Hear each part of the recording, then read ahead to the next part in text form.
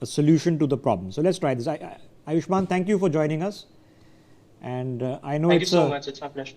It's so important for us to have conversations when obviously emotions are so charged up and a lot of people are upset and irritated and frustrated. So, having any conversation is helpful. Ayushman, let's look at the matter at hand first. Obviously, some good news that Sonam Wangchuk's fast is over. Some good news that at least the past 24 hours have been calmer. That at least government and these guys are talking. That's always a good thing. Now you've heard the details about the law to now make the 2024 law stronger. A fast track court has come. Do you feel that we are heading at least in the right direction? That some intent is now visible? Yeah, surely some intent is clearly visible, but there have been discrepancies before also. There have been good intents the past year as well, but the paper was leaked again this year. Last year, the whole committee of NTA was kind of changed. A higher authority was set, but this year this again happened. So we need the accountability, to be there in front of the students. The resignation of Dharmendra Pradhan is not, will not solve everything at once, but it will set an example for the next minister that will be coming in power, that he has to make changes in order to be accountable to the students. Yeah. Okay. So there were a few other demands, okay, which came from. One was of course that, all right, let's not have any FIRs against protesters. The other was, compensation for the people who committed suicide, their families, the victims. In writing, the government has accepted pretty much both these two demands. Okay. Now we are stuck on one issue. I know if you are passionate about it, it's the most important thing. But let's come back to the substantive matter. What are the problems we are trying to solve? Because if you replace one person, just like I don't think you're satisfied with the replacement of NCRT, NTA top brass, education secretary. It is an action, but not necessarily the be-all, end-all of the end goal.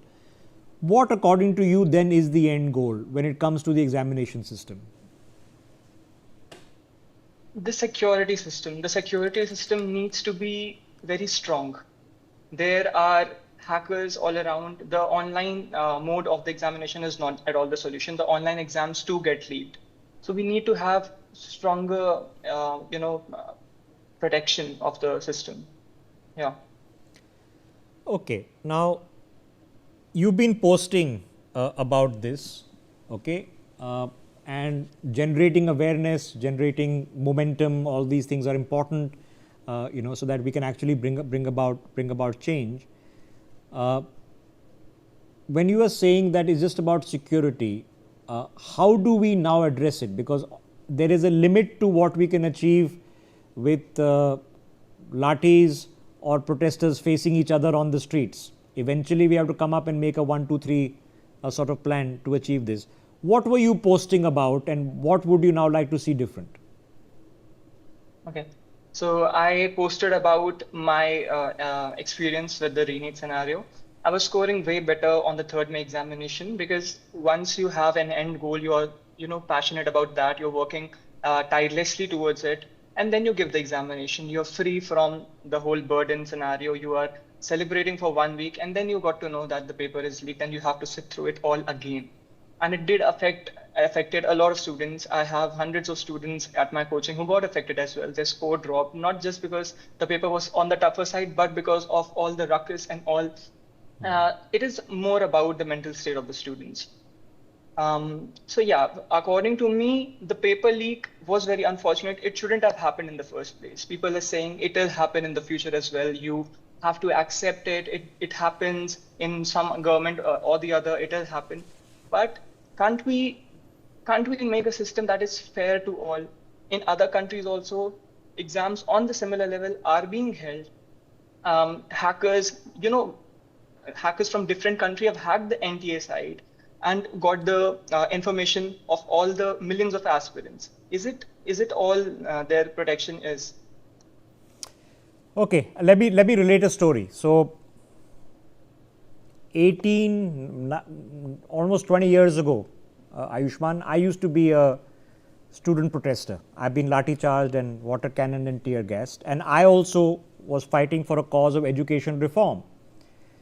And it was an issue, it was very serious and a politically huge hot potato issue, okay, about Yes. how do you take 100 seats and then divide them up into various quota, general category, SC category, ST category, OBC category, okay. And the solution which was eventually implemented by government was that the number of seats in all colleges, all central universities were increased by 50%, by half. So if there were 100 seats, 50 more were added everywhere, IIT, medical colleges, AIIMS, everywhere. A lot of medical students were with us at that point of time. So from my perspective, this is what I see as the end goal, and I want to pick your mind on it. Ideally, any person like you who wants to study medicine, not become a doctor, because then you have to qualify, pass tests, you're dealing with people's life. But if you want to study medicine, you should have an opportunity to study medicine without having to go through an examination that qualifies you to start studying, or leave for Ukraine or some other places where we now discovered a lot of people go and study to do their MBBS abroad. So what we actually need is double the number of medical seats. To all the AIIMS that have been promised that are coming up in Bihar and in the Northeast, they need to be built quickly. Now, if we can build parliament or highways within 1 year, I'm sure we can build a building and train the staff and hire them in 1 year. So in terms of the availability of medical seats, which forces people like you to go through these competitive examinations, what would you like to see? Of course, the increment in seats is there, but it is just in few thousands. It needs to be, 10x more as compared to the number of aspirants. The exam pressure because of the competition is such that the student mindset is that this examination is his entire personality, his entire life, and that is why so many suicides. So for me, the increment in seats should be multiple folds more than it is happening right now. And the quota, it's about the quota. It is fair in some scenarios, but according to me, it should No. be on the basis of If we background. have Yeah. seats available for everyone, then how you divide quotas becomes irrelevant. Okay, because anybody who Yeah. wants to study medicine can study medicine. So you would want to see these new AIIMS that have been announced. I know seats have gone up, but there are so many more. We have some details. We'll put them on our screens. We know there's one in Darbhanga. There is one in Northeast that's been announced. They have to be staffed. Potentially thousands. We have doubled the seats, we can double them again. So that's part of the solution. The second part, of course, is that at some point of time in an examination, there is a mafia operating, and the mafia is operating because there is money involved. People now, we have discovered, are willing to pay, what was it, one boy is accused of paying 28 lakh rupees for this paper which you gave, right? 28 lakh rupees. Others were paying 5 lakhs. Some paid 30,000 for a few questions. So there is a money demand in this mafia which is fueling this mafia. So in a new law which we now know is coming on Monday, what would you like to see? What punishment would you like to see? The punishment best suited is imprisonment for lifetime, or they have to be banned from any examination whatsoever, and they lead a life in which they are not selected on the basis of some examination because of cheating and all. And I would like to add one more thing regarding the previous question was the increment in medical seat is just not enough. I have seen a lot of peripheral colleges opening near my city and in my state. And the colleges are there, the buildings are there, but the facilities, they are coming to the college after 5 to 6 years. Like there is a college that has been open for the last 5 years, but there has been no cadaver to study dissection and all. So the college establishment has to be there, but also the facilities need to come along with that as fast as the colleges are building. Yeah. Okay. Can you explain to me why you decided medicine, NEET is the way forward? Okay. I was in my 10th standard when the COVID situation happened. Before that, I always aspired to be in the civil services because I always believed my nature synchronizes with helping the society. And I felt a feeling of contentment after doing that. But after seeing the COVID situation, I felt that it will be the most rightest path for me because I'll be helping the individuals one-on-one basis in the phase of their life where where they are most vulnerable and they are about to sell a kidney for somebody's life or something like that. So I felt like it resonated with me. Yeah. Okay, so in the examination system era, and my era is one generation removed from you, so I graduated 20 years ago. But we had the same problem. You had this board examination, this 12th board, right, which is a generic examination. Then you have to decide whether to give JEE or NEET or other entrance, CAT, other entrance examinations. Now we've reached the stage that a lot of students now say, why are we focusing on the board examinations when anyway we have to give an entrance examination? So where were you at? Was in your family, was both important? Did you have to prioritize? How were you at when you were in the situation in last year of school? Okay. So if we are preparing for this medical examination, the syllabus is almost the same as of the board examination for class 12. So we are preparing simultaneously for both of them. Nevertheless, the board examination have kind of lost their values and it is just for the sake of passing and for societal pressure. Otherwise, the examinations for entrances, they are actually more important because they are the ones which are deciding our entire trajectory of life. Okay. Let's come back to the matters at hand. Obviously, we've seen absurd things like some RAF police officer saying that my nameplate I had removed because it was too hot. Some DCP slapping a woman standing on the side of the road. Some guys were in civilian dress using lathis. But I've been a protest organizer. It's very difficult, Ayushman, to vet people coming to your protest. How do you do it? Okay, you just send out a mass message that guys gather at this time at this place. Who gets that message? Who comes there with what motivation or what intent? How do you know who are the people there? So, given the fact that by default protests after a point get slightly uncontrollable, what would you like to see happening now as a young student who's actually faced the stress of the NEET situation? What would you like to see happening now? The protest, as long as it was a peaceful one, was something that I resonated with really nicely. The committee was focused on education and other factors, per se, healthcare and stuff. But then the Lathi charge happened, and after the Lathi charge incident, there have been multiple political parties joining the protest. There have been multiple people from different sectors joining protests, and it is just not the same. It is not peaceful anymore. It is more or less like Mela, as we say. It's like a fair. Everybody is going so that they don't feel the FOMO that they haven't joined. And about the Lathi Charge scenario, it is honestly a threat to the democracy.